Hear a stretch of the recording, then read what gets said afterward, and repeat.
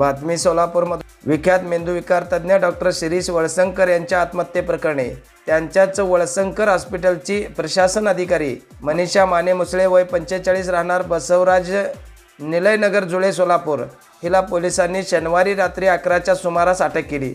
न्यायालयाने रविवारी तिला 3 दिवसांची पोलीस कोठडी सुनावली आहे।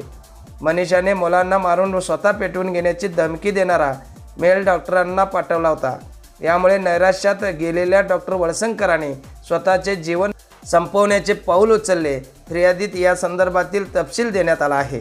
डॉक्टर वळसंकर यांनी शुक्रवारी रात्री 8:30च्या सुमारास बेडरूममधील अटॅच बाथरूममध्ये आपल्या परवाना असलेल्या पिस्तूलने डोक्यात गोळ्या झाडून आत्महत्या केली होती। प्रथित यश डॉक्टरांनी नेमके हे पाऊल का उचलले हा प्रश्न साऱ्यांनाच पडला। डॉक्टर वळसंकरांच्या पार्थिवावर शनिवारी सायंकाळी अंत्यसंस्कार झाल्यानंतर त्यांचे चिरंजीव डॉक्टर अश्विन यांना डॉक्टरांच्या पॅन्टमधील डाव्या खिशात सुसाईड नोट सापडली। त्यामध्ये डॉक्टरांनी आपल्या आत्महत्येला हॉस्पिटलची प्रशासन अधिकारी मनीषा माने मुसळे यांना जबाबदार धरले होते।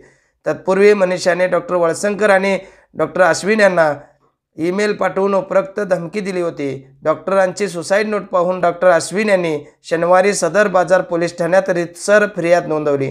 त्यानुसार पोलिसांनी त्याच रात्री 9:30 वाजता महिला हवालदार गवसाने यांनी मनीषाला ताब्यात घेतले। नंतर तिला रात्री 11 वाजता फौजदार संजीवनी हट्टे यांनी अटक केली आहे।